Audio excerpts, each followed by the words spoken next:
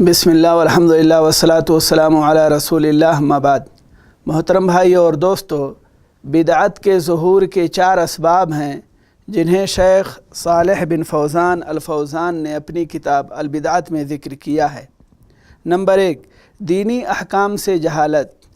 جو زمانہ گزرتا گیا، علم کم ہوتا رہا اور جہالت عام ہوتی گئی۔ نبی کریم صلی اللہ علیہ وسلم نے فرمایا، حدیث کا ترجمہ ہے کہ اللہ تعالیٰ علم بندوں سے چھین کر نہیں ختم کرے گا، بلکہ علماء کو ختم کر کے علم ختم کرے گا۔ یہاں تک کہ جب کسی عالم کو زندہ نہیں چھوڑے گا تو لوگ جاہلوں کو رؤسا بنا لیں گے، اور یہ لوگ مسئلہ پوچھے جانے پر بغیر علم کے فتویٰ دیں گے تو خود بھی گمراہ ہوں گے اور دوسروں کو بھی گمراہ کریں گے۔ لہذا علماء کے فقدان پر بدعت کے پھلنے پھولنے اور بدعتیوں کو سرگرم ہونے کے مواقع مل جاتے ہیں۔ نمبر 2، خواہشات کی پیروی۔ اللہ تعالیٰ نے فرمایا، فَإِن لَّمْ يَسْتَجِيبُوا لَكَ فَاعْلَمُوا أَنَّمَا يَتَّبِعُونَ أَهْوَاءَهُمْ وَمَنْ أَضَلُّ مِمَّنِ اتَّبَعَ هَوَاهُ بِغَيْرِ هُدًى مِّنَ اللَّهِ۔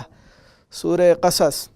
ترجمہ: اگر یہ تیری نہ مانے تو یقین کر لے کہ یہ صرف اپنی خواہشات کی پیروی کر رہے ہیں، اور اس سے بڑھ کر بہکا ہوا کون ہے جو اپنی خواہشات کے پیچھے پڑا ہوا ہو بغیر اللہ کی رہنمائی کے۔ نمبر 3، مخصوص لوگوں کی رائے کے لیے تعصب برتنا۔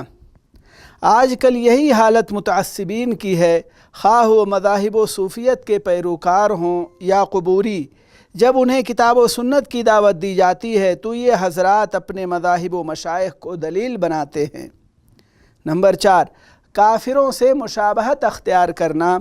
در حقیقت آج اکثر مسلمانوں نے شرک و بدعت کے ارتکاب میں کافروں کی روش اپنائی ہوئی ہے، جیسے برتھ ڈے وغیرہ منانا۔